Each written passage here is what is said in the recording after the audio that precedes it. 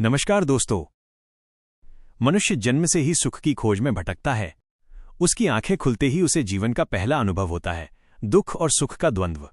वह रोते हुए इस संसार में आता है और तभी से उसका चित्त किसी न किसी प्रकार के सुख की तलाश में भटकने लगता है। चाहे धन का आकर्षण हो, चाहे यश का लोभ हो, चाहे शक्ति का प्रलोभन हो, चाहे इंद्रियों की तृष्णा, हर कोई अपने अपने ढंग से उसी सुख को पाने के लिए निरंतर दौड़ता फिरता है। लेकिन ये दौड़ कैसी है? ये वैसी ही है जैसे कोई पागल व्यक्ति बिना दिशा के दौड़ रहा हो। उसे ये भी नहीं पता कि मंजिल कहाँ है, परंतु वो थकता नहीं, रुकता नहीं। यही स्थिति मानव जीवन की है। सुख की खोज में मनुष्य बाहर भागता है और सत्य की खोज में भीतर उतरता है। युवावस्था में जब रक्त उबलता है, जब आत्मबल प्रबल होता है, तब युवक को लगता है कि ये संसार ही सत्य है। उसे लगता है कि सफलता, शक्ति और समृद्धि ही जीवन का अंतिम ध्येय है। लेकिन वही व्यक्ति जब वृद्ध हो जाता है, जब जीवन की कठिनाइयां और असफलताएं उसे बार बार ठगती हैं, जब भाग्य बार बार उसका उपहास करता है, तब उसके होठों से अनायास निकलता है, अरे भाई, सब भाग्य का खेल है।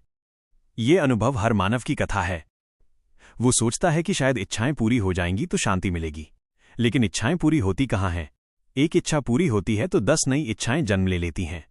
जैसे आग में घी डालने से वो बुझती नहीं, बल्कि और प्रचंड होती जाती है, वैसे ही वासनाएं भी और बढ़ती जाती हैं। वासना की पूर्ति कभी नहीं होती, वो तो और अधिक वासनाओं को जन्म देती है। मनुष्य जिस दिशा में बढ़ता है, उधर ही उसे दीवार नजर आती है, वज्र के समान अडिग और दृढ़। वो जितना उसे लांघने की कोशिश करता है, उतना ही पराजित होता है। यही जीवन का रहस्य है कि हर इंद्रिय की चंचलता के पीछे एक प्रतिक्रिया निश्चित है। प्रत्येक कर्म का परिणाम है।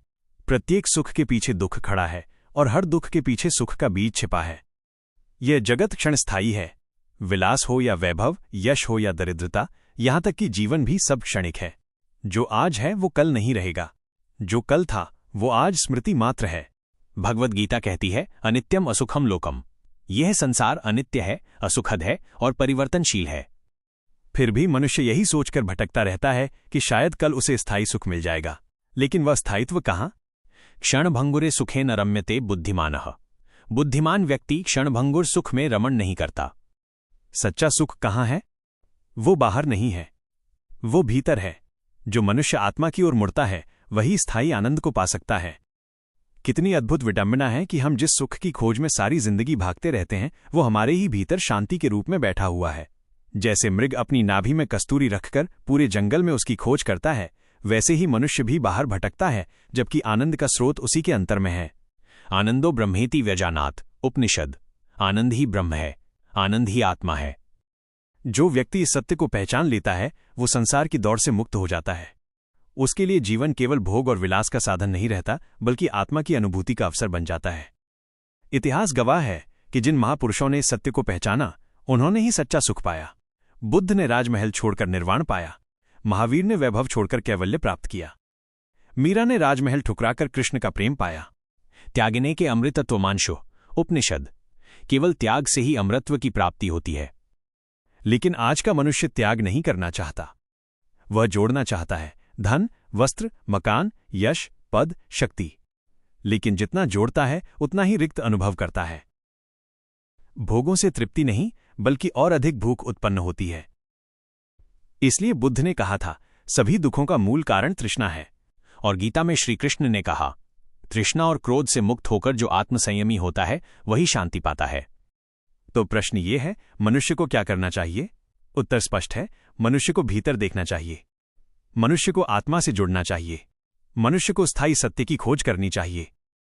जब हम ये समझ लेते हैं कि जीवन क्षणभंगुर है, तब हमारे भीतर वैराग्य का उदय होता है। और वैराग्य कोई भागना नहीं है। वैराग्य का अर्थ है सचेतन जीवन जीना। वैराग्य का अर्थ है अस्थायी को अस्थायी जानकर शाश्वत की खोज करना।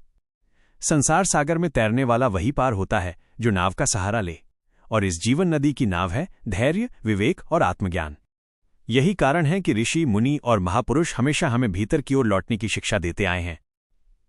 वे कहते हैं, आत्मानं विद्धि, अपने आत्मा को जानो।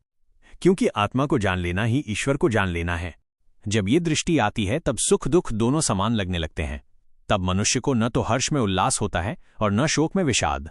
वो स्थित प्रज्ञ हो जाता है। दुखेष्वनुद्विग्नमनाः सुखेषु विगतस्पृहः। वीतराग भय क्रोध स्थित धीर्मुनिरुच्यते। गीता। जो मनुष्य दुख में विचलित नहीं होता, सुख में आसक्त नहीं होता, राग भय और क्रोध से रहित होता है, वही स्थिर बुद्धि मुनि कहलाता है। ऐसा व्यक्ति ही वास्तव में सुखी होता है, क्योंकि उसका सुख बाहर की परिस्थितियों पर निर्भर नहीं होता, उसका सुख भीतर के आत्मबोध से उपजता है। तो हे मानव, स्मरण रखो, तुम्हारा सुख धन, यश और वैभव में नहीं है। तुम्हारा सुख तुम्हारे भीतर है, तुम्हारा सुख आत्मा की अनुभूति में है। आत्मा में रमण करो, वहीं शांति है, आत्मा में ही आनंद है। यही जीवन का सच्चा संदेश है। इसीलिए ये जीवन बार बार हमें सिखाता है कि वासनाओं के पीछे भागना व्यर्थ है। वैराग्य ही जीवन का सौंदर्य है, ध्यान ही जीवन का शाश्वत आधार है, और आत्मज्ञान ही सच्चा सुख है।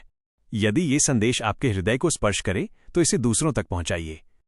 हमारे चैनल को सब्सक्राइब और लाइक कीजिए ताकि आप ऐसे ही जीवनदायी और प्रेरणादायक संदेश लगातार प्राप्त करते रहें। धन्यवाद।